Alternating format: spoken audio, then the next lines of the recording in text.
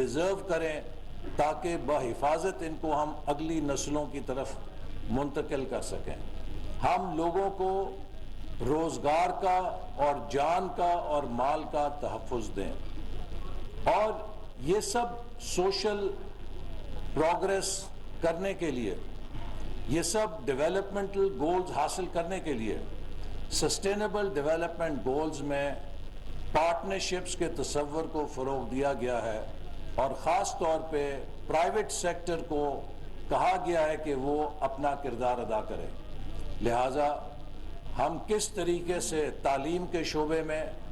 Sustainable development goals حاصل کر سکتے ہیں، ہم کس طریقے سے جہالت کا خاتمہ کر سکتے ہیں، کیا ہماری کمپنیاں یہ کہہ سکتی ہیں کہ وہ امپلائیز جو ان کے ساتھ وابستہ ہیں، ان کمپنیز نے ان امپلائیز کے لیے اور ان کے اہل خانہ کے لیے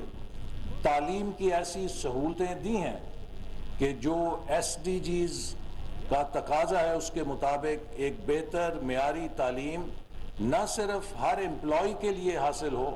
وہ خود کو امپروو کر سکے، بلکہ اس کے فیملی اور اس کے بچے بھی اعلیٰ تعلیم یا بہتر تعلیم تک رسائی رکھیں، تاکہ وہ امپلائی مطمئن ہو کے یکسوئی کے ساتھ اپنا کام کر سکے. دنیا میں ہیومن ریسورس مینجمنٹ کے اندر اس پہ ٹنوں کے لحاظ سے ریسرچ ہے کہ جو امپلائیز مطمئن ہوتے ہیں ان کی پروڈکٹیوٹی زیادہ ہوتی ہے. لیکن اگر ہم امپلائیز کو صرف ان کے لیے ان سے محنت کرائیں اور ان کی ویلفیئر کو نہ سوچیں، اور جب ایک امپلائی دفتر میں آ کے یا فیکٹری میں آ کے کام کرے اور اس کے دماغ میں اس کے بچوں کی تعلیم، اس کے گھر والوں کی علاج کی فکریں دماغ میں گھوم رہی ہوں، تو کبھی وہ یکسوئی سے کام نہیں کر سکتا. تو لہٰذا جو کارپوریٹ سوشل رسپانسبلٹی ہے، نہ صرف یہ کہ وہ اس امپلائیز کے پروڈکٹیوٹی،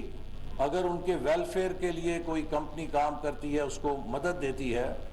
بلکہ اگر وہ اپنی انوائرمنٹ کے ساتھ اور اپنے کمیونٹیز کے ساتھ بھی انگیجڈ ہے.